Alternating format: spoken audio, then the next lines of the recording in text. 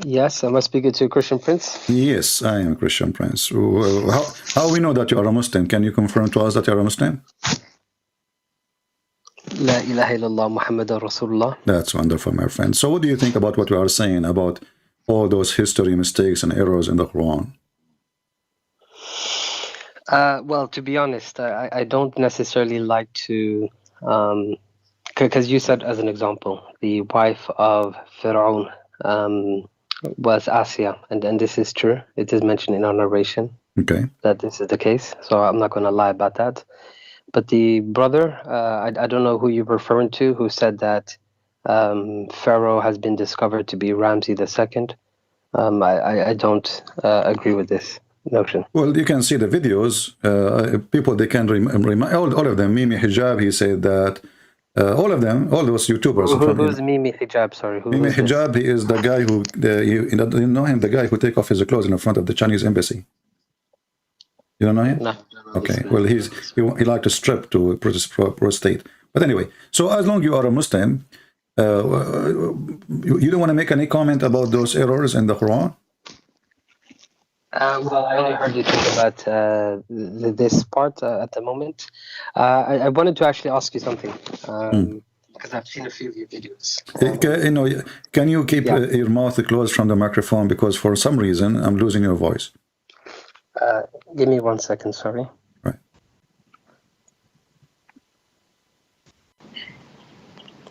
Is it better now? Yeah, it's better. Go ahead. Okay. Could you give me, let's say, either Quran, maybe let's stick with the Quran, and maybe you can use some authentic hadiths on why you think the prophet was either, a false prophet or a liar. Okay, let us first discuss what the word prophet mean. What prophet mean? I guess the better word to use is messenger of God, but prophet means someone who prophesies something. So is he a prophet or a messenger? He's a messenger of God. He's not a prophet. You see, then you're going to ask me what prophecies has he made? No. You see, come true. So you are denying now he is a prophet because you're afraid I'm going to ask you what prophecies he made. So no, he's a prophet. Okay, is he a prophet or not? He is, yes. Okay, tell me the prophecy he made.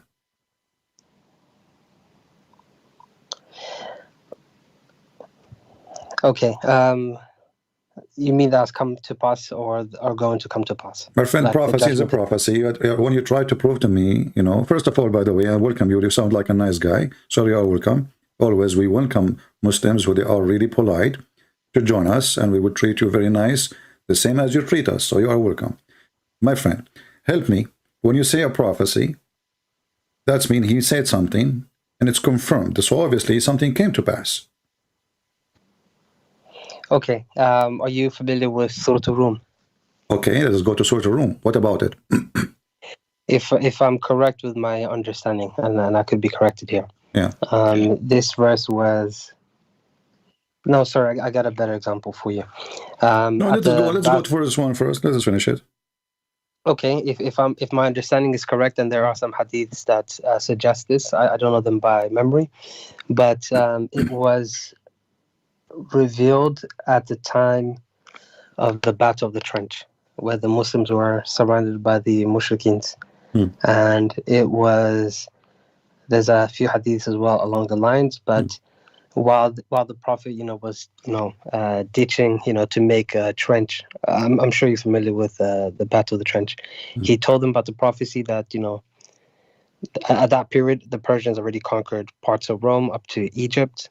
But the prophet said that, the Romans will be victorious in this battle.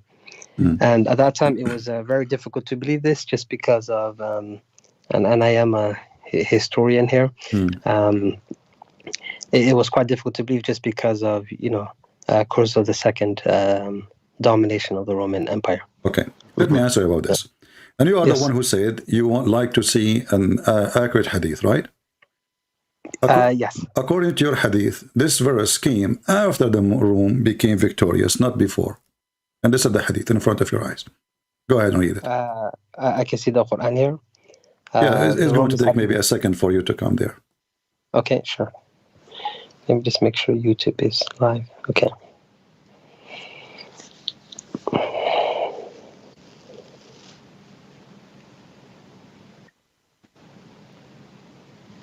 Is it coming now? No, I still see the. Oh, okay, yes, I can see the hadith. Okay. Prophet. I can just see half of it. Sorry. Okay, I think it's the delay. Just give it a few seconds. Okay, Abu Sa'id narrated on the on the day of Badr, the Romans had a victory over the Persians, so the believers were pleased with that. Then the following were revealed: Alif Lam Mim, the Romans had been defeated. Up to his saying, the believers were rejoiced. With the help of Allah, he said, so the believers were happy with the victory. Okay. So the claim is gone, and as you see, this is Sahih Hadith. It's authentic. Yeah, okay. Yeah. Not only that, even if this hadith doesn't exist, the numbers will beat your prophet. Why? Because the word bada in Arabic, and I'm sure, I don't know, I think you speak Arabic. Bada means from 3 to 9, correct? Mm-hmm. If it's 10, I don't speak Arabic, but yes, that's okay. right. If it's 10, then your prophet is false. If you go and read, you will see that the date, you are the one who mentioned the date of the ball.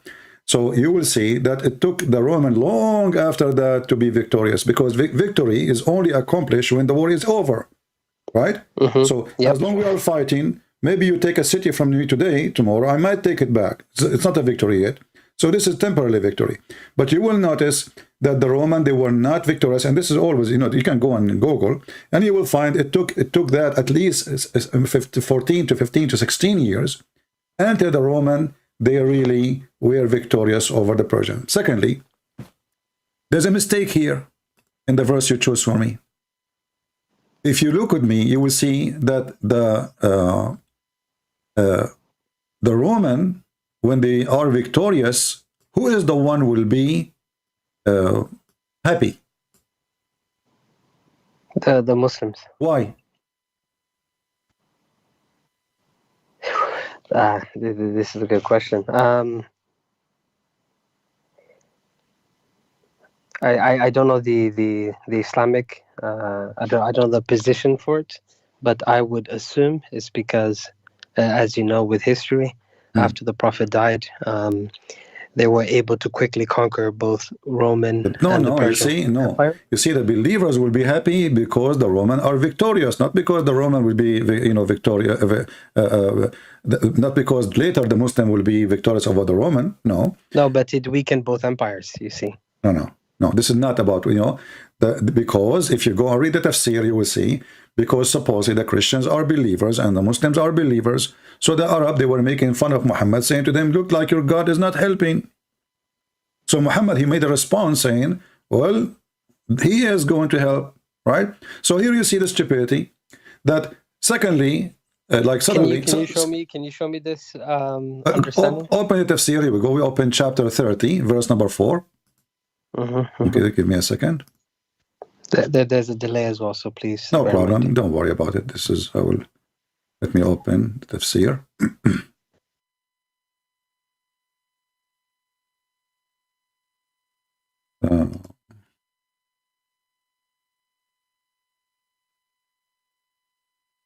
Chapter 30, verse number 4.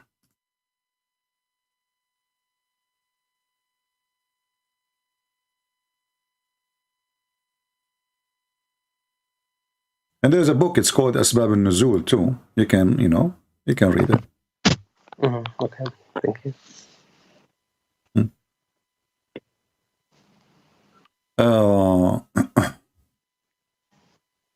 Let us see, this is Jalalain.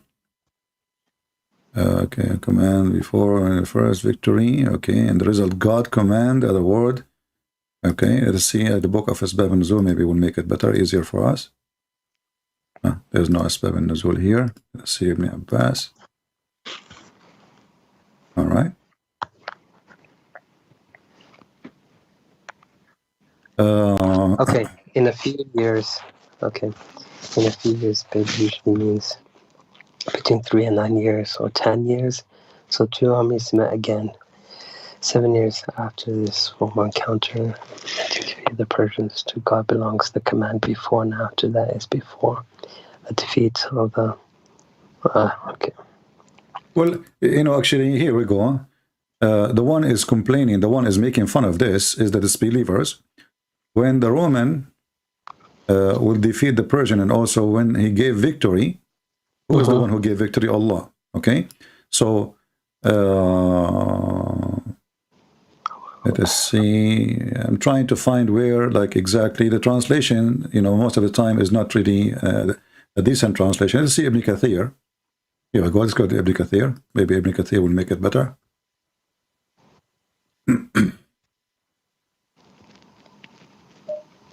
Even though Ibn Kathir in Arabic have nothing to do with Ibn Kathir in English, but, you know, I don't speak Arabic, so we have to use it.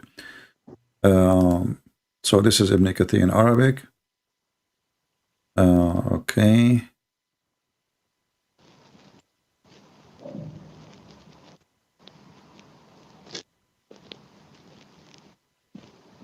So while you find that, but what you're trying to say is that the reason why the Muslims were happy is because the Romans were Christians and they are fellow believers, right? Because the pagans supposedly making fun of the Christian, they lost the Persian, they destroyed them, you know, they killed them, they took Jerusalem, you know. Okay, and Allah will help, you know, Allah will help who He will. So Allah, He helped the Roman, okay, and for what reason? Let us see. On the day they were the revealed Persian were prevailing over the Roman, the Muslim wanted the Roman revealed over the Muslims. Read carefully. This is Mikathir. The Muslim wanted the Roman to prevail over them because they were people of the book. So give it a second. I think it's still loading. Okay, there it is. The decision of the matter before helps. On the day they were revealed, the Persians were prevailing over the Romans. The Muslim wanted the Romans to prevail over the Persians because they were both people. Follow the book. Concerning this, Allah said. And then He says, and the Quraysh, on the other hand, wanted the Persian to prevail because neither of them were people who follow the book, correct? Yeah, that's right. There's a reaction. Okay, let us here see how silly is that. As long we are people of the book, and Allah will give us victory because we are people of the book. How we are the same people who we attack a few years after, but we are the same people who worship Jesus. How the Muslim will be happy to see the people of the book victorious over the Persian, if all of us we are going to go to hell anyway? Does it make a difference anyway? So here you see Muhammad, how he flip apart. Muhammad, when he tried to make himself look like a Jew, and the Jew, they rejected him. So Muhammad, he decided to kill all the Jews and the Christians.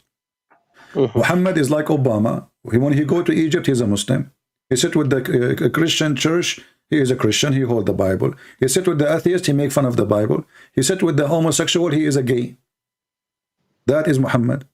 He changed his skin, depending on the location. And now we need to ask you, as long this is the, you know, we are here. When the Quran says we are people of the book, do we have a book? As in Christians, yes, you guys have a book. What is our book? The Bible, the Gospels. What the Quran says about it, what it says, what is the name? The name of the Injil. Injil. But is it Injil is a Greek word? Injil is a... Yes, it's a Greek word, correct. Okay. Yep. So Jesus, according to Muslims, or Isa, he was sent to the Jews, correct? Oh no, I don't think so. What do you mean no? So you Muslim, you say the only messenger who sent for all mankind, it was the Prophet Muhammad. I know Muslims say this. I'm not going to deny this. I don't think there's a Quranic reference that explicitly states let us go this. to the Quran then. You see, I know your Quran better than your Prophet himself. So okay, let's see it. All right. You're gonna show me وَمَا أَرْسَلْنَاكَ إِلَّا رَحْمَةً لِلْعَالَمِينَ? No, this is not have nothing to do with our topic, you know? Sure. Okay. Okay. In chapter 2, verse number 87, Allah, he sent Moses, and after Moses, he sent Isa. He sent it to who? To the Jews.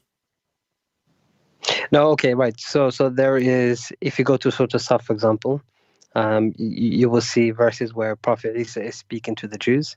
But if I'm correct, there is a verse in Surah Yasin that talks about some messengers being sent, disciples of Isa. But this is a contradiction. This is not a proof. This is a contradiction. This is what I'm trying to show you. Actually, thank you for helping me. So Allah, he sent a book. It's called Injil, which is a Greek language, to a person. His name is Isa, and he was sent to the Jews. So I am sent to the Jews, but my book is written in Greek. It's like saying I am sent to the Arab, and my book is in German. This is another mistake. No, but you have to remember the context of it, right? What is the context? The context is when Jesus was there. At his time, there were Jews, of course, but there were also Romans, right? They were occupiers. No problem. But the Quran confirmed. No, the Quran confirmed that Allah will never send a messenger except by the tongue of His people, and the tongue of the Jews is the Hebrew. It's not, actually they fight the Aramaic, the Hebrew, they fight, etc. But they've been forced to use it. Even it's written in their all the scriptures because they've been forced to. But the Quran confirmed, and this is your problem, not my problem, that we never send a messenger. This is chapter 14, verse number 4. We never send a messenger save with his language to his folk. Why? Okay, in order to make it clear for them. Okay, so what is the folk of Jesus? Who is the folk of Jesus? Sorry, can I just say something though? Go ahead. Right. We know that the Romans occupied Jerusalem, right? And there were a lot of Roman soldiers there. Are you saying that God would abandon the Romans because they couldn't speak the language? Or God would...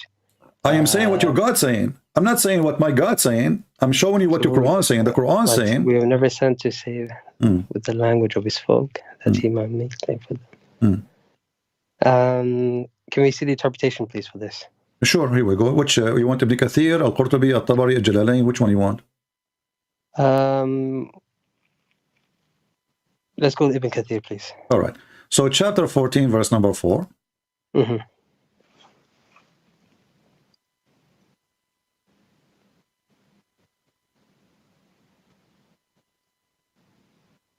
And this is verse number 4. And here it says, we sent not a messenger except to the language. Okay, here it says, Allah kind and compassionate. Sorry, it's just loading. Give it a second. All right, I will give you time so you can read it yourself for us. No problem. Tell me if the whole text is showing or not. So because I'm from my side, it's showing fine. Yeah, can you just zoom out a bit, please? All right. Let's see now. A bit more. Okay. If you could just move it a bit more to the right, then that'd be perfect. Okay.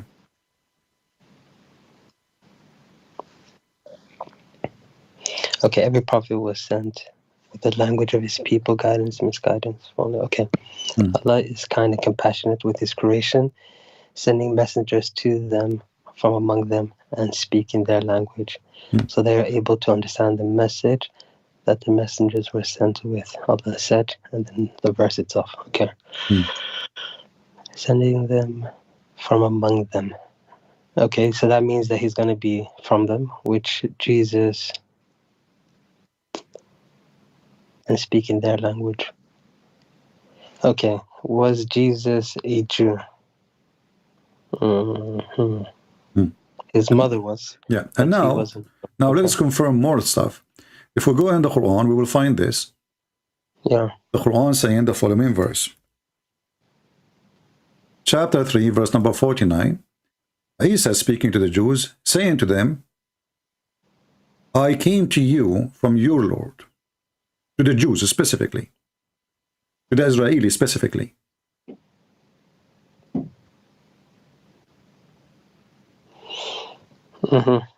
Yeah, you're right. The verse does say that. Okay, so I was sent to the Jews, I was sent to the Israelis speak Hebrew, and then Allah, he decided to choose the Greek version of the Bible, which is obviously, this is the word is known at that time for the Greek one, and Muhammad did not have any idea. what he is using. He just used a word which he do not know what it's mean. And he claimed that he never sent the messenger except to speak the tongue of his people, and he have to be from the people. So in order for Jesus to have a Greek book, according to the Quran, then Jesus have to be Greek, and his people have to be the Greek. Okay, he will be a messenger to God, to the Israelites, to whom he will say. Yeah, I guess you're right. I guess you're right. In the top of that, look what happened now. Muhammad is no prophet no more. Why? Because the Quran says that Allah, he sent him Rasulan lil Alameen, correct? To the mankind. He was sent as a mercy to the mankind, yeah. Yeah, he's a messenger to mankind too. Sirajan Mudiyan, Sirajan Muniran. So we send you as a light for mankind. But then when the Quran says in chapter 14, verse number 4, we never send the messenger to any except his own people. Why? So he can deliver the message to them in their language in order to do what? To make it clear. That makes sense. So based on this, Muhammad, if he was sent as a person, he was sent to the Arab and the Arab only.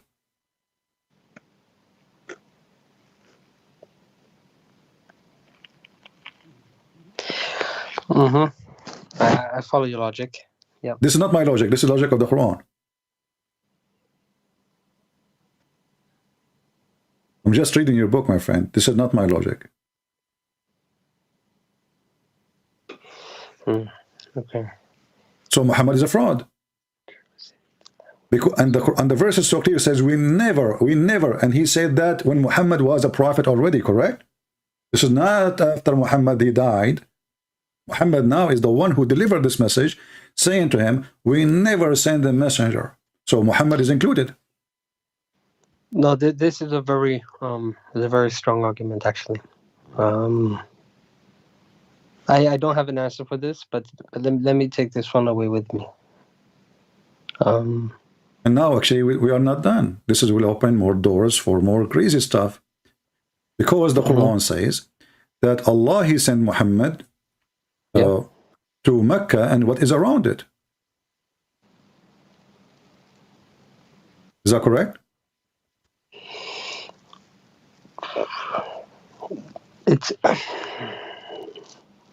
It is, yeah. I read this. You're right. It does say that. So, in chapter 6, verse number 92, sorry, it says, we have blessed the book, which is the Quran, revealed to confirm, which was revealed before it. Actually, this is false translation. Revealed what is between his hands. If you know Arabic, it says here, مصدق الذي بين يديه, confirming, believing in what is between his hand. And this is the book of the Christian and the Jews. And now he will see here. So confirming the book which is sent before, let us change the translator because this is false translation. Always the Muslim, they deny and they try to fabricate the translation, because when you say what is between his hands, that destroys the whole Quran. Confirming not what was before it, what is between his hands. You will see all translation, they took the word between his hands. Anyone can take this, take it to Google, and you can see مصدقا الذي بين يديه. And by the way, this is a very bad Arabic. I never heard of somebody saying مصدق الذي بين يديه. What is that? What kind of Arabic this one? But anyway, let it go. So believing in what is between his hand and to warn what is around Mecca, the mother of towns. Mecca is a small village at that time anyway. Until now, actually, it's small. You know, the investment and the money, etc. But still, it's nothing. So, Muhammad was sent only to Mecca and what is around it. And suddenly, Muhammad became a messenger for mankind. And then the Quran says, we never sent a messenger except to the people, speaking the tongue of the people. And now, that will take us to the different person. If you remember, Allah, he sent Moses and Aaron to speak to the Pharaoh. That's right, yeah. Okay. Is the Pharaoh from the people of Moses?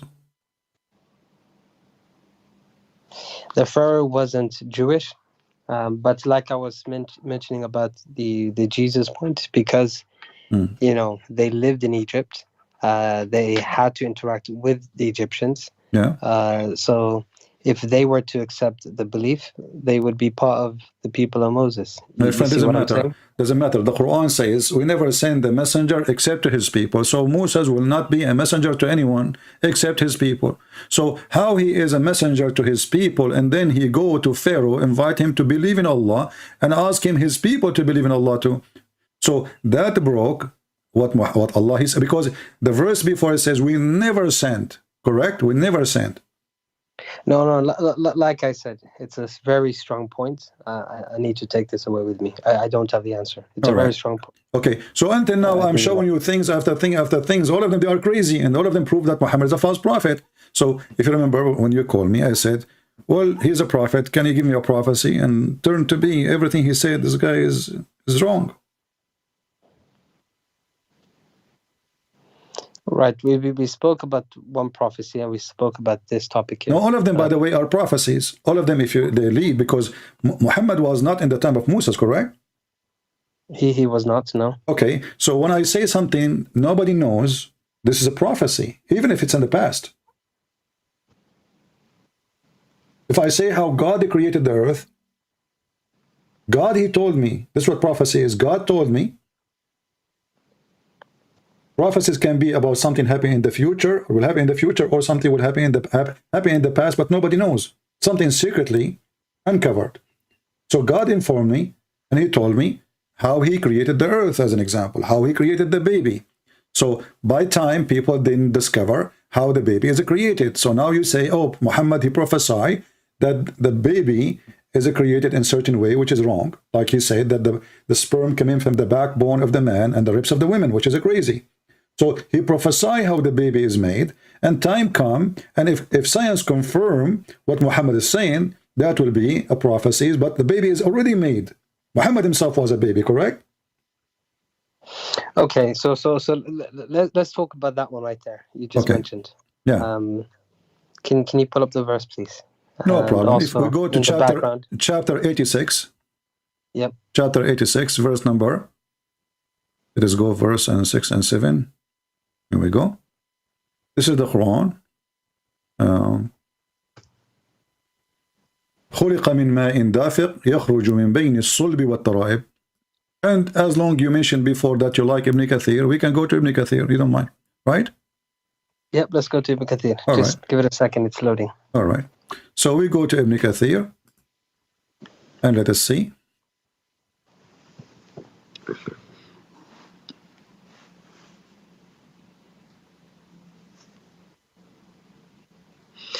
So he created... Yeah, give it time because it's going to load now. I'm opening Ibn Kathir. Proceeding between the backbone and the ribs. Okay.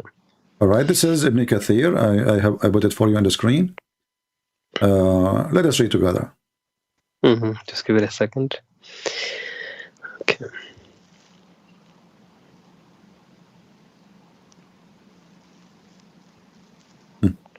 Okay, all I can see says, then Allah misleads whom He wills, I guess. And this is another thing. Later we can talk about Allah. He mislead us who He will. But this is God or Satan? Okay, right. We can discuss this. That's okay. All right. No, so read for me, my friend. I think you're still scrolling down, so I think it's late. Okay. Right. So let man see what he has created. This is alerting man. Oh, okay, no, I scrolled down because we want to go about where the sperm is coming. This is the important for us. Yeah. He is created from water gushing forth, meaning the sexual fluid that comes bursting forth from. I can't see if you can just zoom out a bit. Sorry. Zoom out. The man and just a little bit. Sorry. Yeah. Okay. Thus, the child is produced from both them by the permission of Allah. Due to this, Allah says, proceeding from the backbone and the ribs, meaning the loins of the man and the bones, ribs of the woman, which is referring to her chest. And by the way, this is fast translation. In Arabic, it doesn't say all the loins; it's the backbone. Muhammad said. Sorry, I'm just a bit confused there. Sorry, give me a second. Okay. Proceeding from between the backbone and the ribs. Backbone, meaning the backbone or loins of the man. Okay, so we're talking about two separate people. And okay, so it's talking about sexual fluid coming from the backbone of the man and the ribs of the woman, which is referring to her chest. How in the world this is from God?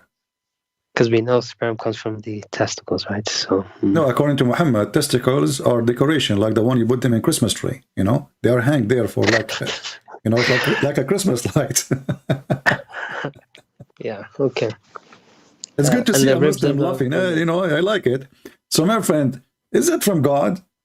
Is it really? This is God. This is prophecy. Sorry, what is it? What does it mean? Ribs of the woman? Can we please? The ribs. What you know, if you go and read the interpretation, it says in Arabic. It says موقع القلادة. Actually, even here, Ibn Kathir, he says that. He says إكرمة, referring to her chest. In fact, in Arabic, it says موقع القلادة, the location where the necklace is. You see, like the what they call it, there's little hole. Yeah, the bone. Yeah. Little hole between the top of your ribs, right away in the top. This is where the location of the necklace. When a woman, she wear a necklace, tight necklace, that will be in that location. So according to Muhammad, this is where sperm is coming from. So can you just send me the link? Sorry, just I apologize. Send me this link. My friend, the problem with this website, it doesn't show link. It shows I can give you the let us say the website, and you can open it from there, because there's no like unique link. You know what I mean? I will post it in the chat. This is I'm using the website. It's called wordofallah.com. Word of Allah. You're talking about Ibn Kathir anyways, right? Yeah, this is Ibn Kathir. Yeah, doesn't matter. You can open it any website you want. Yeah. So let me find it myself. Give me 1 second. Yeah. I posted actually in the chat. You can use the same website. Word of Allah. Search for wordofallah.com. And then go to chapter 86. Verse, from 1 to 10 in this website is showing you. Okay, so I'm in Word of Allah. Chapter what, sorry? Chapter 86.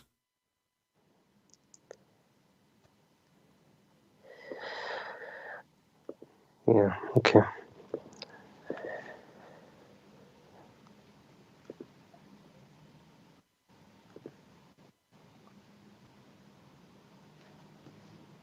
Word of Allah / tafsir. Yeah, I see it here. Okay, yeah. Okay. No, I was just double checking. Okay. Yeah, you're right. It does say that there. Yeah. How this can be from God? Is it obvious that Muhammad is a fraud? This is prophecy. You see, the baby is made, since Eve, correct? In the past. Look, I'm not going to I don't lie, okay? So I'm not going to sit here and say that this is correct. Because it's not. It's not. You know what I mean? I respect that on you. So I'm not going to sit here and try to make up excuses. It's very clear. So why, my friend, you're still a Muslim then? I mean, isn't it obvious? I mean, this guy is claiming to be a prophet, claiming that God told him this. This is not hadith. We can go over it. We can run over it. We can say, you know what? Maybe somebody put it there. This is the Quran. Okay, how about the teachings? Don't you think at least they're good? You know what I mean? Our friend, I can be a person who speak about being good as much as you want. Doesn't make me from God, because I can earn respect of people for being good. I can be a person who have my own agenda. Maybe I want to be a king. And Muhammad became a king. And, as long as you are talking about teaching, when you say good teaching, what good teaching mean? I would say good teachings mean, I'll give you an example, actually. Charity. Charity. Well, yeah. How Muhammad, he did the charity? He told them, go and attack the Romans so you can get the blondie girls. اغزوا الروم تغنبوا بنات الأصفر. Yeah, this is true. I read this, but in the greater context of things, it was in a way to motivate his men. Okay. You know what I mean? So you motivate your men by telling them you can kidnap blondie women, not by serving God. No, there are many ways to motivate people. You know what I mean? No, my friend. If you go, you see the verse. You will see that the person who said to him, don't tempt us by women, Muhammad, he claimed that he is a hypocrite. But reality is, what do you mean? What do you mean? well, you know, when the guy, he said to Muhammad, oh, excuse me, don't tempt me, don't tempt me. He was asking Muhammad, why in the world you are tempting us to go to war? Those people did not invade us, did not attack us, did not kill us. They never come here. Why want to go there? He did not say because you want to spread Islam, because you want to bring them to... No. He said, attack the Roman, get the blonde girls. So the man who said to him, why you are tempting me with this, to go to jihad, for no reason except blondie women, Muhammad accused him to be a kafir, to be a hypocrite, and to be a false person. And this was before the Battle of Mu'tah, or after? Sorry, just. This is when Muhammad, he decided to send his messenger to attack, to warn the Roman, convert or else. And when they refuse to convert, you know, actually after, before he sent, according to the Muslim, not me, I'm not the one who make this history. Yeah, so, yeah. I mean, this is before Tabuk, right? Yeah. This is, and then he decided to go to Tabuk, and he failed. He failed in Tabuk. He went there. He could not make it. So he was, you know, the victory he promised was a fraud. And by the way, you are the one who mentioned to me that Muhammad, he predicted that we will conquer the Roman, correct? Yes, but you see, before Tabuk, before he even went there, it was to avenge the Battle of Mu'tah, if I'm correct. Doesn't matter. This is where Zayd bin Harith died. I don't go by all the history of Islam. I believe all of it is shish kebab. But however, Muhammad, the one who was happy for the Roman to be victorious, now he want to kill the Roman because they are kuffar, which is very funny and very crazy. In the same time, he is not asking the Muslim to go and attack to spread Islam. In fact, in chapter 9, the same chapter we are reading, you will see that when the Muslims been forbidden to have any non-believers in Mecca, the Muslims, they fear the property. You know, read with me, chapter 9, verse number 28, the same chapter. Oh, who you believe, you know, verily, let us, you know, this translation is very funny. The AdWords is not there. Let us go and see another idiot. They make it so long for no reason.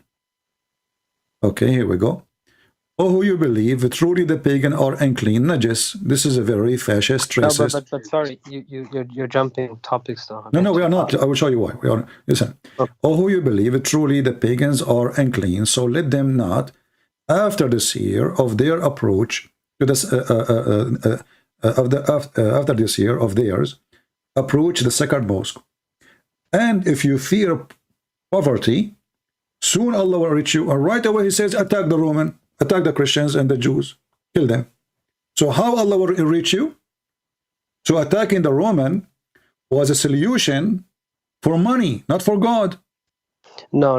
You see, from the Islamic perspective, the reason why the Muslims attacked the Romans was because their client state murdered their emissary, or the missionary sent to convert him to Islam. Let us go by that and let's see how funny is that.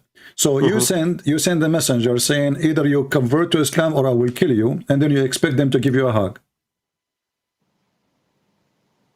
He is the one who is announcing war. Convert or else. Aslim taslam. That's what he said to him. Aslim taslam. You want to be safe? I don't think this is what he said. I'm not too sure exactly. Here we go. Let me show you, my friend. Don't, you know, for me, remember, you are talking to Christian Prince. I'm not a kid. Aslam taslam. Here we go. And this is the hadith. And you are the one who said you accept Sahih hadith. That's correct, yeah. Let the screen load, sorry. Bear with me a second. And your prophet, he keep mentioning that Aslam taslam to many people. Always he said that. But anyway, let us go.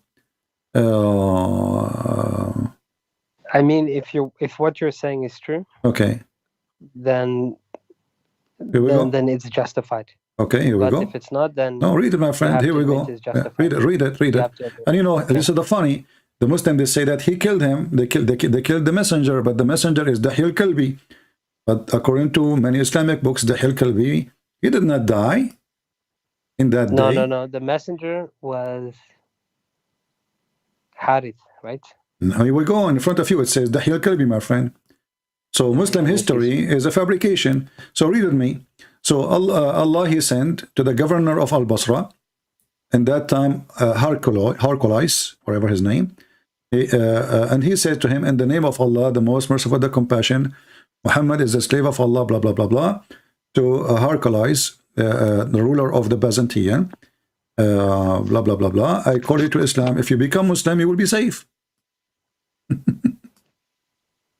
Sorry, it's just loading up. Okay. Messenger of Allah, which they had brought to the governor of Basra, which in turn passed it to Heraclius. Okay, that's the governor. That's right. He read it out, saying, in the name of Allah, the merciful, the compassionate, from Muhammad, the slave of Allah and his messenger, to Heraclius, ruler of the Byzantine.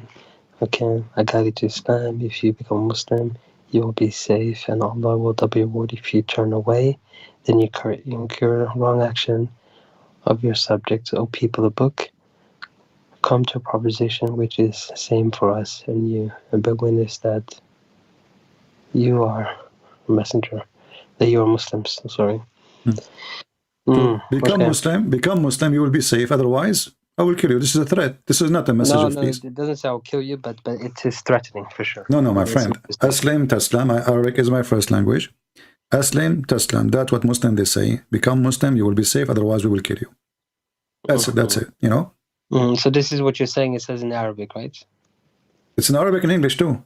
You see, Aslim Taslam. This is literally translation for the Arabic. Become a Muslim. In English, become a Muslim. Says, oh, sorry. Continue. Okay, become a Muslim. Become safe. Safe from what? The guy, he's the king.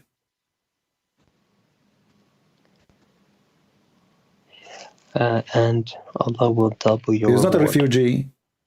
You know, like he come into your door saying, "Please help me, give me, give me shelter." This is a king. He's safe from God. Safe from God. No, my friend, because the action after that, he went to fight them. What's safe from God? Is it the Quran says, fight those who don't believe in Allah and the last day, chapter 9, verse 29? We just read it, my friend. Fight those who don't believe in Allah and the last day and what is forbidden by his messenger. So what is the problem with those people? They don't approve the messenger. What we do with them? We send them a book, says convert to Islam, or we send them a book, says Aslam Taslam, which means convert or die. And the only way to stay alive is to pay us jizya.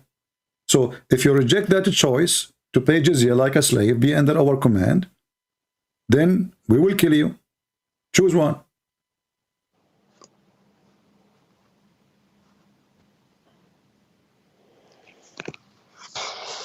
Okay. And as you see, you are the one who mentioned to me that Muhammad, he motivate his men by the blonde girls. If I am a decent person, speaking of God, I will never mention, hey guys, they have a blondie girls there. Let's go and get them. I will say, let us bring the religion of truth to everybody. What the girls have to do with this?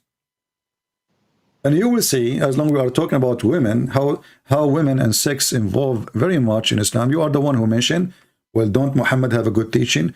Is this a verse? There's a verse about women, she can offer herself to the Prophet. What does this have to do with God? Let's see this verse, please. Okay. Remember, I am supposed to be a prophet of God. And you are, you want to believe in me. And then I say to you, if you have a wife or a daughter or anything, she like to give herself to me so I can, with my respect to your family, I don't mean to insult. If your wife, she like to give herself to me, that's good. Yeah. What does this have to do with God? How that serve God? This has nothing to do with God. Chapter 33, verse number 50. Muhammad suddenly, he start counting how many women he can sleep with. And as you see, the whole town. All the verses, look how long this verse. Your wives, well, you are sending him a verse that he can sleep with his wives. Isn't it too late? And then you will find that all of those things are privileged to Muhammad. And a believing woman, she offer herself to the Prophet to do nikah to her, which means to F her. The translation says to marry her. Where is the word marry? Show me in Arabic. I want to see it. It says she No, offered no, herself. nikah doesn't mean that. Nikah means sexual intercourse. This is Nikah means yeah. sexual intercourse. Thank you very much. So, and women, she is offering herself. And let me ask you now, is it true that if you're a prophet, his eyes fall into a woman, her husband must divorce her?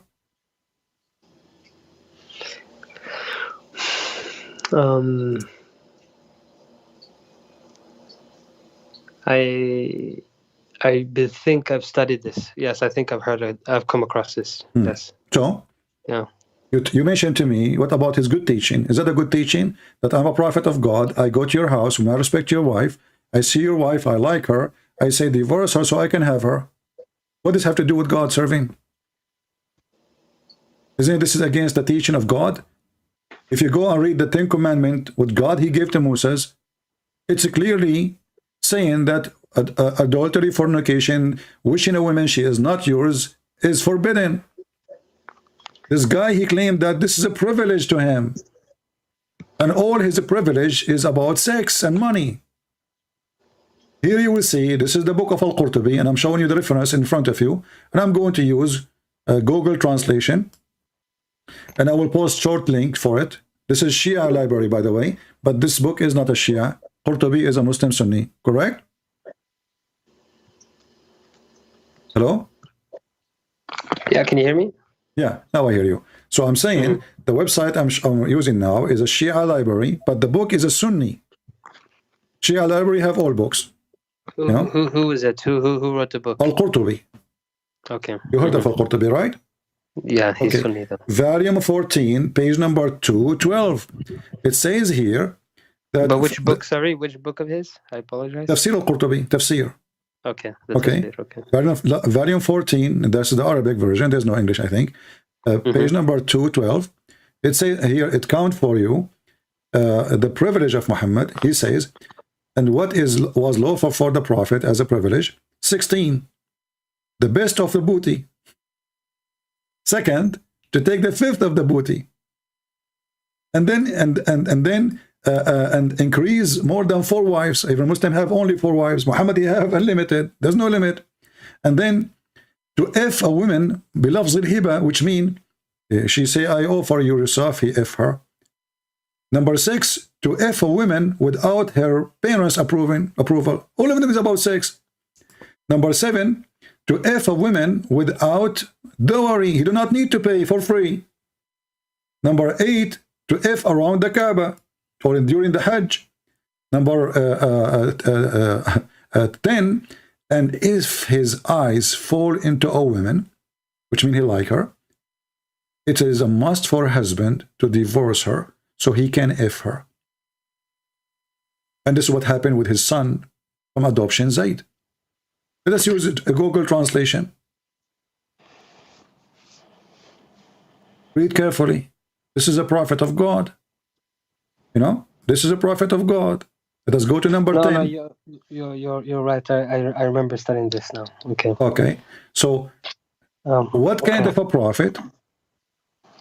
He have a good teaching, as you said. If his eyes fall into your wife, you have to divorce her so he can sleep with her. Why is he short of women? I mean, the guy, he have tons of wives at home. You see what I was told? I remember having this discussion when we were studying. And the Imam said, even though this was a privilege, he did not utilize it. What do you mean? You know, he did practice it. He never did it. This no. He took Safiya. There's a verse about it in the Quran. In the chapter of Al-Ahzab, you know, when Zayd, he finished with her, and the Quran. You mean Zaynab? Zaynab ibn Jahsh, Zaynab, this daughter of the donkey. So no. You see, with her, the situation was the Prophet came into. You know, there's multiple narrations, but the more authentic, as the scholars say, is the one that he came in to the house. Zayd wasn't there. The Prophet said something. What he said? Remind me. I don't remember off top of my mind. He said, my heart flipped for you. He flirted with the women, correct? Yes, it was. Okay, yes. So what do you mean he did not practice that? He went to the house of a married woman, She is married. She is not separated. She is not going through divorce. She is in the house of the husband. He go and he is there. Why? Because he is the father of the husband. You see, you don't enter a house of a man when the man is not there, correct? This was his son at the time, you know. Thank you. So because he is the father, he was allowed to enter. So he was given a trust he don't deserve. When I trust you because you're my father to enter my house when my wife is alone, you are there for a reason because you are my father. What this man he did, he took advantage of being the father, go into the house of the husband when the husband is not there, and now he started flirting with the women. And this is what the Muslims say, flirting. I believe they are already sleeping together. Because, my friend, if a woman, she is really a good woman, and let us say, God forbid, your wife, she is home, and your father come to visit you, and then your father flirt with the woman, your wife. How angry your wife she would be. She would be very angry, don't you agree? Yeah, she would be. But she is not angry, she is proud. You know? And then the interpretation says that when Zaynab, she told him, فَفَطِنَ, it says, فَفَطِنَ Zayd. So he got it. So right away he went to Muhammad and he told him, you know what, I don't like her, I want to divorce her. So now he knew that they are sleeping together.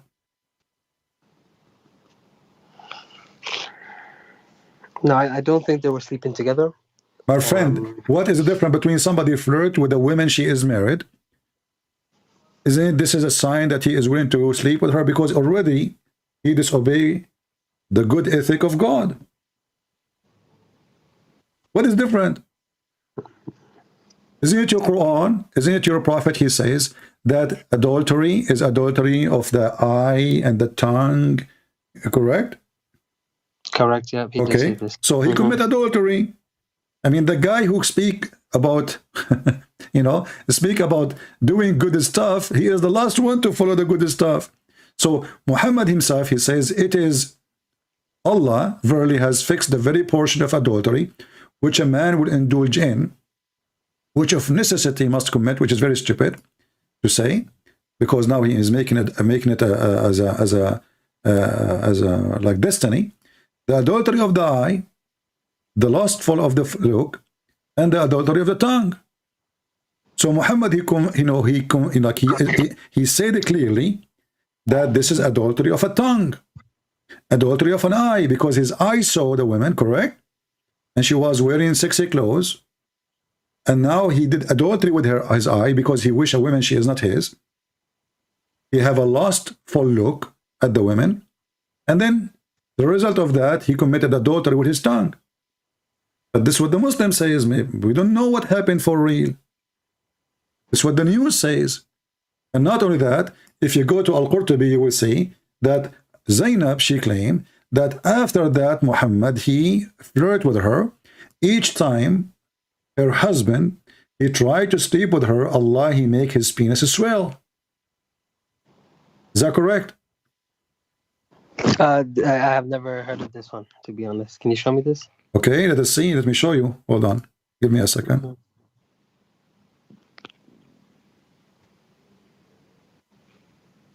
You see, the Christian, they say that Muhammad have no miracle. Here we go. He have a miracle. Allah, he made the penis of the husband swell. You know? Let's see. So who said the Prophet had no miracle? We Christian, we say he have, because the Quran says that too. The Quran says he have no miracles. But in the Islamic tradition, his book, they say that he have. But let us see. Let us see what the Muslim they say. What Zaynab she said.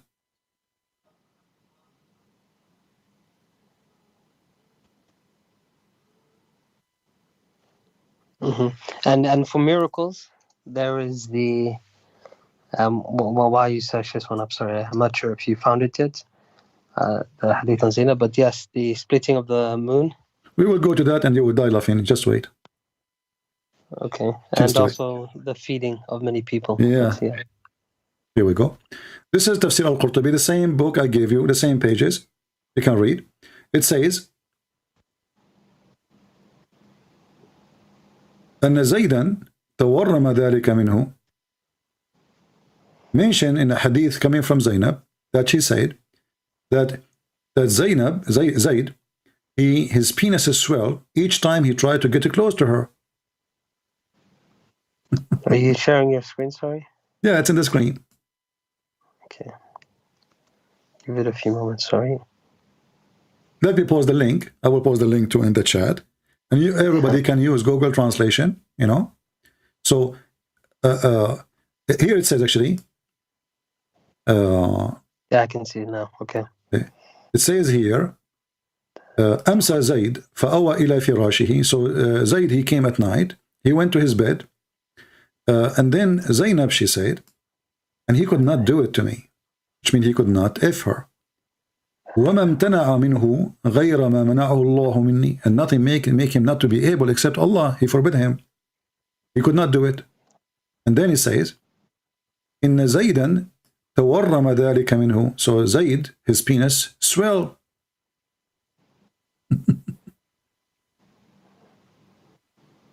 So imagine now, we have God become a pimp. This woman, she is lawful for the husband, not lawful for Muhammad. She is married to the husband, not to Muhammad. And the husband is the son of Muhammad by adoption. And now Muhammad, because he liked the women, even he forbid adoption. It was a turning point for Muhammad. Suddenly, adoption is forbidden. Just because you want to have the women to sleep with her, because the Arabs start saying, what the heck, this guy is going to sleep with his own son wife? So this is why the Quran says, you are afraid what people will say? And you are telling the husband to keep his wife? Which means the Quran saying, you Muhammad, you are being hypocrite now? You are telling the guy, keep your wife, when Allah, he inform you that he want to give him, when you know, this is yours, take her? Where is the ethic? This is God, or this is a scam?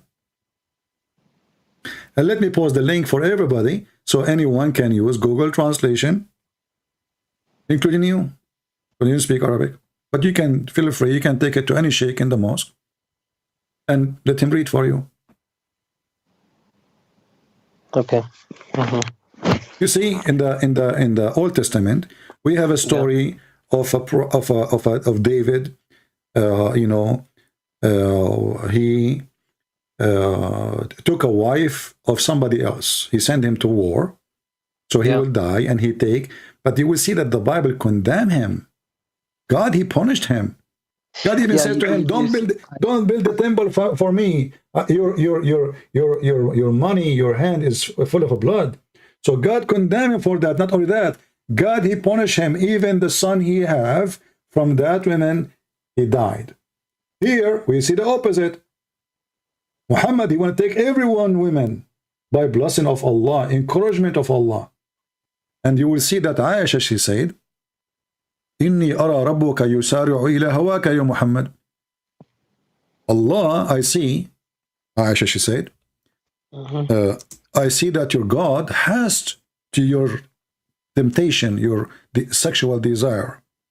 To your convenience, So Aisha, she noticed that Muhammad is a fraud. You see, I wanted to speak to you about two things here. Okay, it's actually three. So first of all, I wanted, because you're an Arab, right? I'm guessing you're born a Christian as well, right? No, we don't believe in as a Christian that we are born. We believe that we are born again. Born again mean you can be born of a Christian family, but does not make you Christian. You know, you are going to be Christian if you understand who is a Christ and you accept Christ as your Savior. This is called born again. Go ahead. But what I mean is that I'm guessing that you lived your whole life in. Yeah, I understand. You know, okay, go ahead. Yeah. Okay. So now you've read the Quran in Arabic, right? Yeah. Do you? I've been told, obviously I don't speak Arabic, that it's a lot better in Arabic. In English, I always said it's not very coherent book. You know what I mean?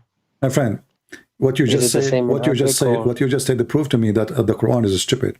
Let me explain to you. Tell me.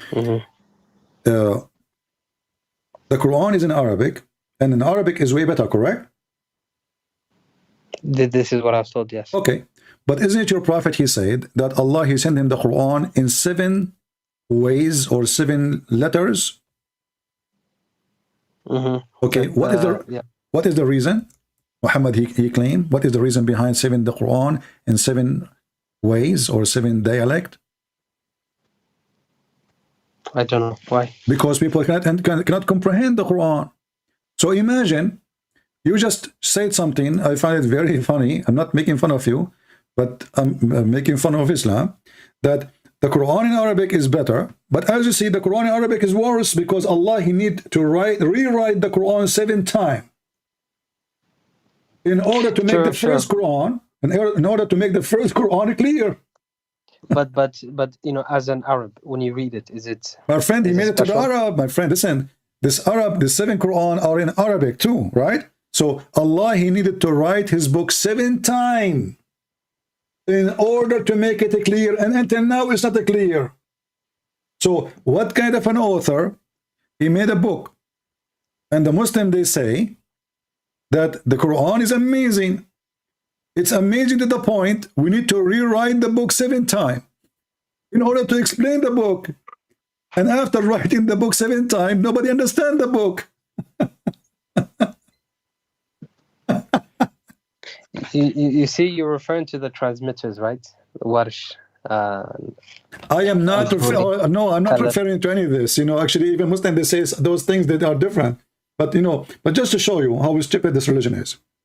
The Muslim, they say to us that the 7 ways, it's just a dialect, like, you know, like you say the, I say za, or, you know, but these are true, as an example.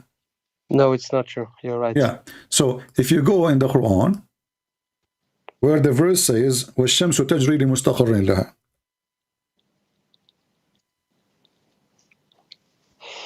the sun run into its own course.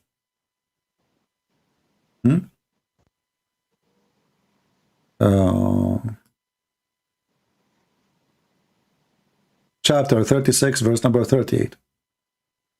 Here in Arabic it says, in English, and the sun runs on what it is fixed course. Is that clear? It runs, right? Yeah, the sun runs on its fixed course. Let us go to Ibn Kathir.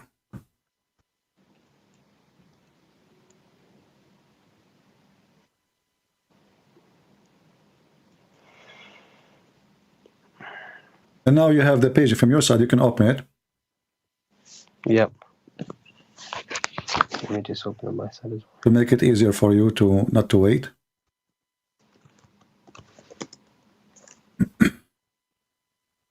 So what was the verse again? Chapter 36, verse number 38. 36, 38, thank you.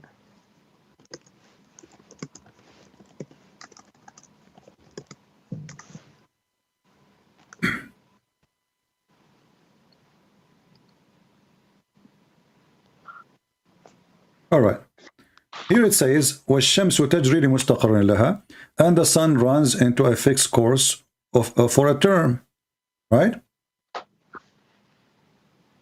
But in different but in different reading it says, وَالشَّمْسُ تَجْرِي لَا مُسْتَقَرَّ لَهَا, the opposite meaning, totally.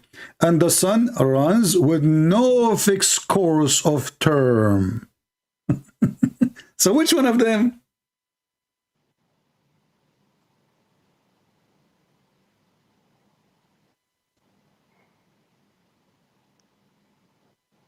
One saying the sun run into a fixed course, and one saying the sun run with no fixed course. So this is not different dialect. This is the opposite. We are not talking about different dialect no more. Meaning that it has no destination. It does not sit in one place, rather it keeps moving night and day. Never slowing down or stopping. That's the time. Well, but this is the opposite of the verse. The same verse in different recitation is totally the opposite. One says it runs, the other one says to a station or to rest, and the other one says it doesn't run to a rest. So how this can be different reading? Are you showing both readings on the screen, sorry, or not? It's in front of you, my friend. It says here. Here we go. Read it. I can see the one says, and the sun runs with no fixed course for a term. No, read the first one. And لِمُسْتَقَرٍ لَهَا, here we go. And its fixed course is beneath the throne of Allah. Here it's go down, it says, this is the verse, لِمُسْتَقَرٍ لَهَا, on its fixed course for term appointed, between two brackets, means it has appointed time and it will not go beyond that. Then if you go down, it says the opposite. And the sun runs with no fixed course for a term. Here, the sun runs with fixed course of a term. Which one of them? Okay. Yeah, it's a problem. This is not a problem. This is a joke. There's no way God, he says this both.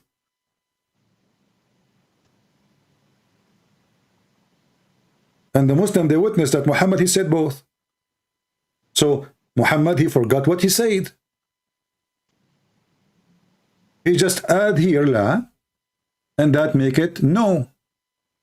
Here he forget the la. So when the Muhammadan, they say, well, different dialect does not mean different Quran, that's a lie. Because this is totally the opposite. Okay, I see what you're saying. So my friend, after all of this I showed you, isn't it this is enough for you, being honest with me, to leave Islam?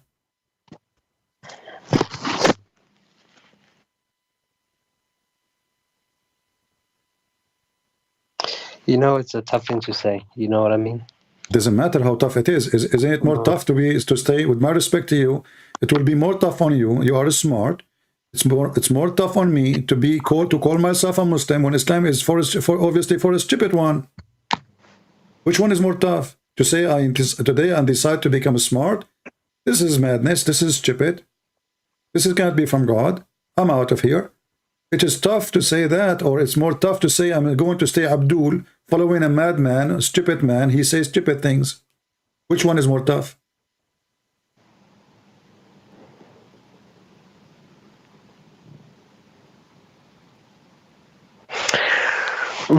Okay. I agree. So do you agree to leave Islam, my friend?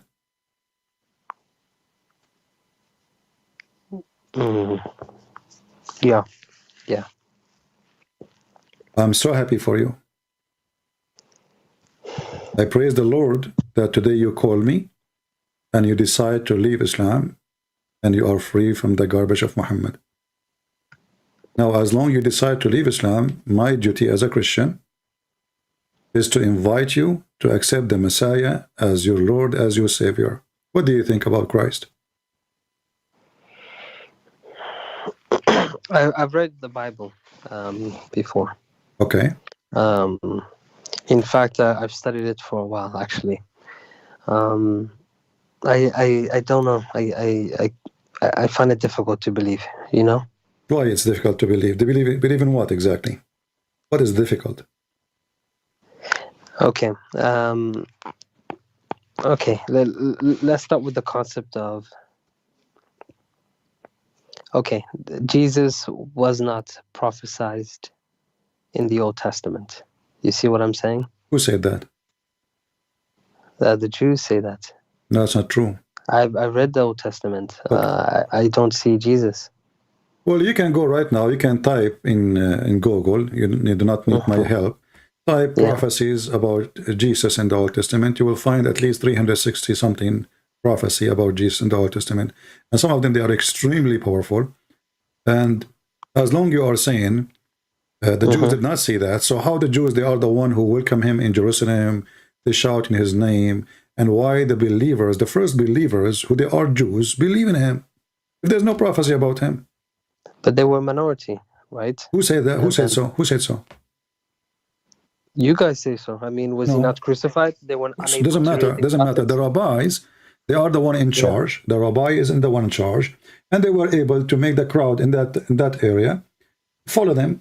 And the Roman, he did what the rabbi want. But you will notice in the same time, that the Bible tells us that thousands of people believe in Jesus, and thousands of people, they listen to Jesus, and they love what Jesus do. Actually, we have something that's called the Palm Day. When Jesus entered Jerusalem, thousands of people, they were welcoming him, you know, right? It was like a victorious person coming into the city. So obviously there's a lot of people believe in him. And now the majority of the Jews are Christians, actually. You see, after 2,000 years after Jesus, the Jews in this earth is not even 20 million. All nations, they go in war, all nations get killed, you know, everybody. But the only faith is never increased, but only decrease is the Jews. Why? Because Christianity took most of them, and they become Christians. And as you know, Paul, he was a Jew, right? All disciples of Jesus, they were Jews. Even the Quran comes from that. So when they say nobody believe in him, that's a lie. Secondly, imagine you are a person who was exist in the time of Jesus, and you saw amazing miracles he can do, which nobody can do. Why you will not believe a believer? Why somebody he can resurrect people from death? Nobody will believe that he is someone special. Why somebody? You tell me this, because you know the Jewish people, as you claim, they saw this, right? So why did they not believe in him? They did. They did. The rabbis, they did not believe in him. My friend, who said that the rabbis did not believe? There's many that they believe, but there is big names, let us say, who they will lose their authority. You know, there's always, you know, one day I was looking for a job, and I apply even for a taxi driver. Imagine, I'm a person who have degrees, but because you know you need to pay for your food, right? And nothing wrong with working. Doesn't matter what the or as long as it is it's not hurting people. You know, taxi driver is fine. I will work taxi driver. So I applied. The response is you are overqualified. But I know why he refused me. What you are overqualified? I mean, I'm going to drive a taxi. What a big deal. But the manager there, he said to himself, this guy, he have a degree, but that's my degree. Today we will get him inside the company. Tomorrow he will become the manager. So there's always somebody is afraid you will take his place. So when the rabbi, they notice how Jesus be loved by the people, they felt the risk. They are losing their place. People don't listen to them. So they have to get rid of him. As simple as that.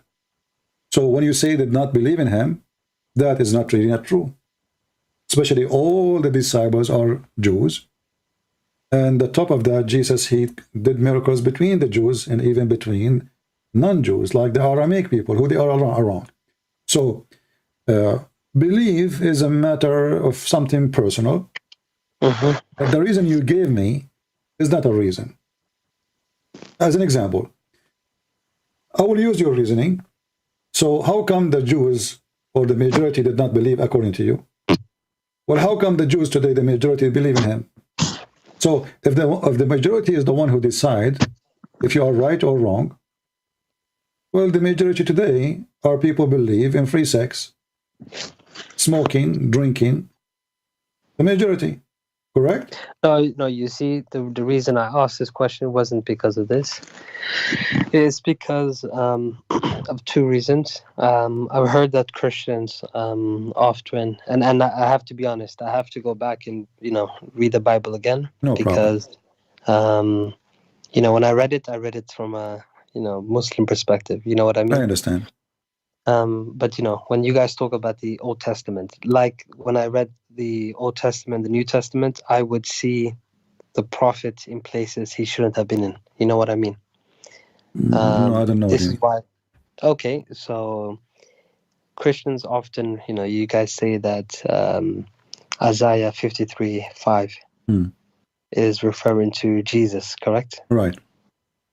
But I was watching a video where a rabbi was explaining that this isn't referring to Jesus, but it's talking about the nature of the Israelites in general.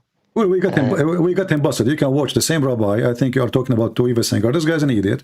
You know, you know, I made videos about him, many videos, and everybody knows that this guy is a liar. You know, as an example, this guy, they ask him if Muhammad is a prophet or not because he's a hypocrite. How come you Jews? I made a video just it's still in my channel, actually. I did not delete it. You can watch it. how come the Muslim, they say that Jesus is the Christ? Remember, as you said, this guy, he don't believe that Jesus is the Christ, correct? Yep, they Okay. don't. So they ask him, how come Muhammad, he think that he is the Christ? He did not answer. He did not dare.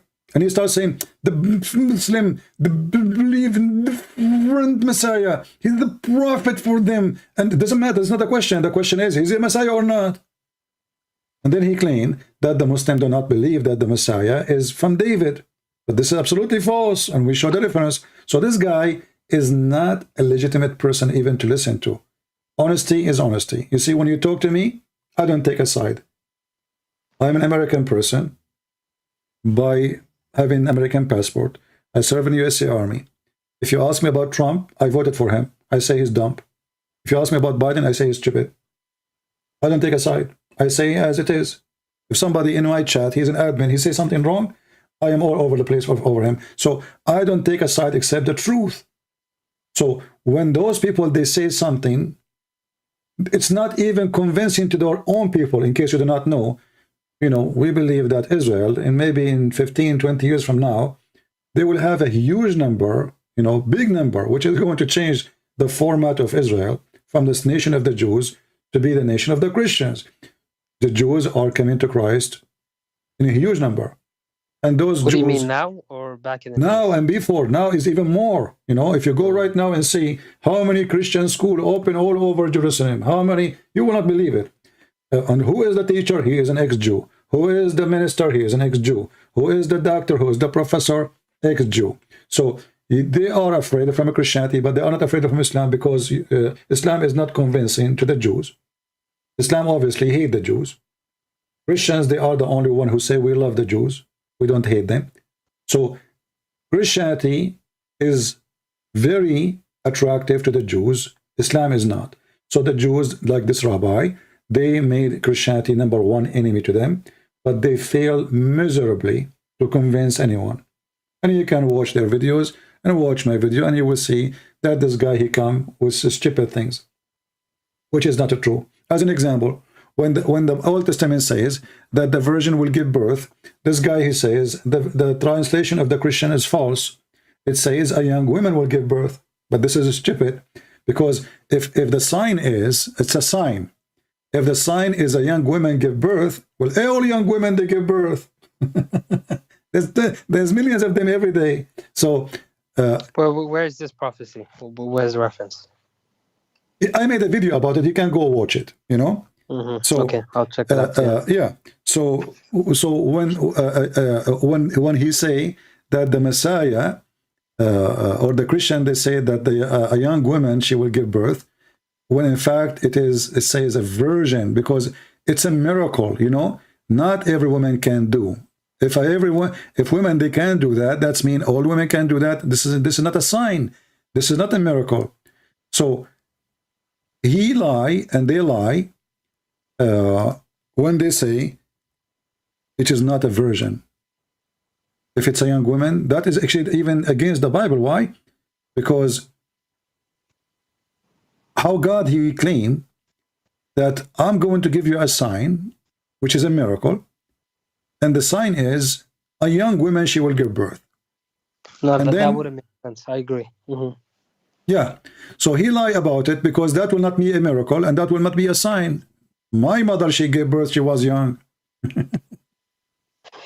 She must be Mary then, you know, and I must be the Messiah then. So this is stupid. So you know, when those people, they try to refute, they are bankrupt. The same as the Muslim, they try to refute us. I don't see really any different. You know, if you want to go, you try always to find how much legitimate is what they are saying. You know, just think about it. Don't listen to the Christian. Don't listen to the Muslim. Don't take a side. Don't listen to the Jews. Just think carefully, and you investigate. You go search. You know, the Hebrew is there. The dictionary is there. You open the dictionary, you read it, and then if the word mean what they say, that's mean they are right, and the Christians are lying. If not, then the Christians is right. No, that's fair. Okay, You see, my friend, everything I was with you, I showed you reference one by one. Yeah. Right? So when a Jewish rabbi, he says, like in Isaiah 7, that this is not about Mary, she is being a virgin, we laugh because that will destroy even the verse meaning. For God, he will not make you promise that a young woman will give birth. For that will goes to 1 million of women. And then how we will know who is the Messiah? It have to be an amazing miracle.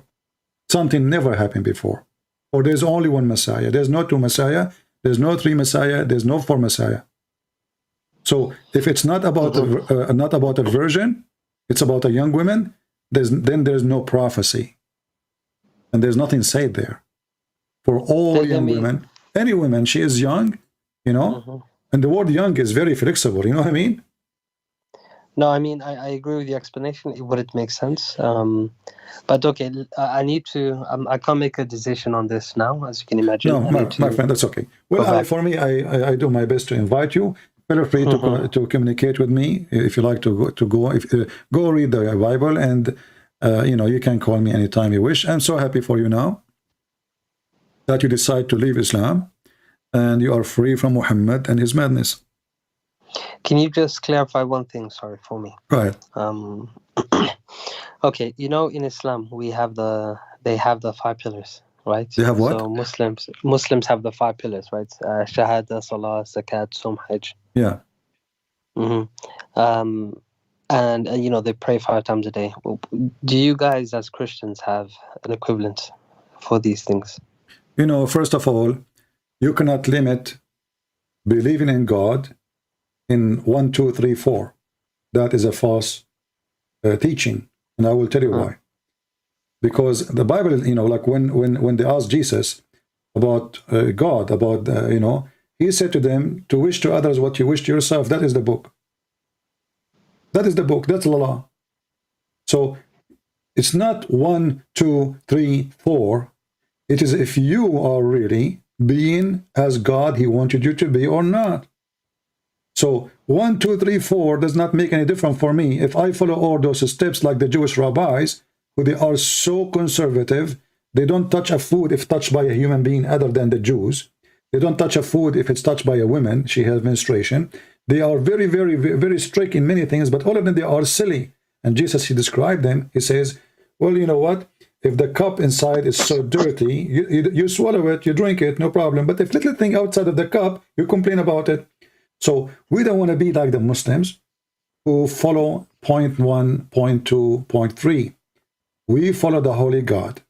And the Bible says, be holy like your Father. So when you are working in that direction, you are following all the point, not point 2, not point 1, not point 3. He is holy. You are ordered to be holy, which means you are not perfect, you commit sin, but you fight hard in a direction to be holy like your Father. And this is what Jesus is about. Whoever believe in me and I will live. Believe in me mean anything Jesus said, anything Jesus did, anything Jesus he wanted us to be. Not point 1, not point 3. You know, Islam is a stupid religion. You say Shahada, you are saved. That's stupid. That's why Jesus, he said the opposite. He said, not everyone says to me, Lord, Lord, will enter the kingdom of my Father, but the one who do his will. So you can say Shahada as much as you want. You can repeat things as much as you want. Actually, Jesus, he said to us clearly, don't pray like those hypocrites who repeat words, and they like to pray in the corners.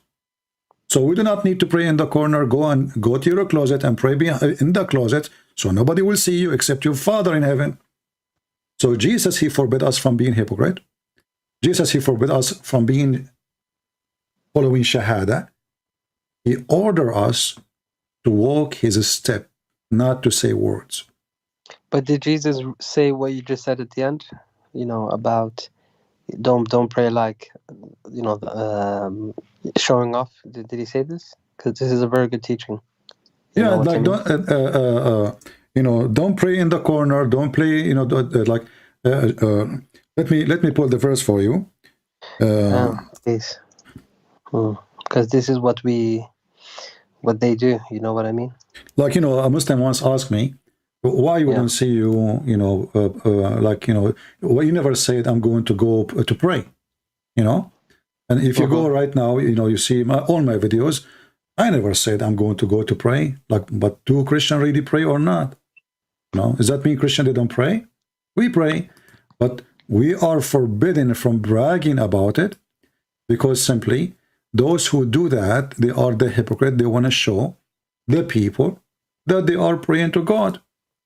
I'm going to play for you Matthew chapter 6, so you can learn from Jesus. Who is Jesus? Not from me. I mean, who can teach? Sorry, it takes a long time. So what is it, Matthew? No, Matthew chapter 6. Matthew chapter 6, you know. And I don't know if the sound will come to you now if I play it. Let me know if the sound is coming to you. Matthew 6. Do you hear the sound or not? Take heed that ye do not your alms before men to... Okay, do this, my friend. Mute Skype. Mute Skype just for, you know, and watch the chat. And when people, they say to you, unmute. Actually, when the sound of the Bible stop, unmute, and you will be talking to me. So mute Skype and unmute YouTube so you can hear it. And we will play Matthew chapter 6. Be seen of them, otherwise ye have no reward of your Father which is in heaven. Therefore, when thou doest thine alms, do not sound a trumpet before thee, as the hypocrites do in the synagogues and in the streets, that they may have glory of men. Verily I say unto you, they have their reward. But when thou doest alms, let not thy left hand know what thy right hand doeth, that thine alms may be in secret, and thy Father which seeth in secret himself shall reward thee openly. And when thou prayest, thou shalt not be as the hypocrites are, for they love to pray, standing in the synagogues, and in the corners of the streets, that they may be seen of men. Verily I say unto you, they have their reward. But thou, when thou prayest, enter into thy closet, and when thou hast shut thy door, pray to thy Father which is in secret, and thy Father which seeth in secret shall reward thee openly. But when ye pray, use not vain repetitions, as the heathen do, for they think that they shall be heard for their much speaking. Be not ye therefore like unto them, for your Father knoweth what things ye have need of, before ye ask him. After this manner therefore pray ye, Our Father, which art in heaven, hallowed be thy name. Thy kingdom come, thy will be done, in earth as it is in heaven. Give us this day our daily bread, and forgive us our debts, as we forgive our debtors. And lead us not into temptation, but deliver us from evil. For thine is the kingdom, and the power, and the glory, for ever. Amen. Amen. For if ye forgive men their trespasses, your heavenly Father will also forgive you. We'll stop here. You will notice right away that this is the opposite of the teaching of Muhammad. 100%. They love to pray in the corners. They love to show themselves. They even put a rag on the top of a car. They go and they pray in the middle of the square. I remember when I was a kid, I visited a Muslim child in my age. When I go to his house in the cold winter, his father, he opened all the windows, so the neighbors will see through the balcony that he is praying. And I say to the kid, why your father opened the windows? You know, it's so cold. And then I learned from this kid a lot of tricks the Muslims they do.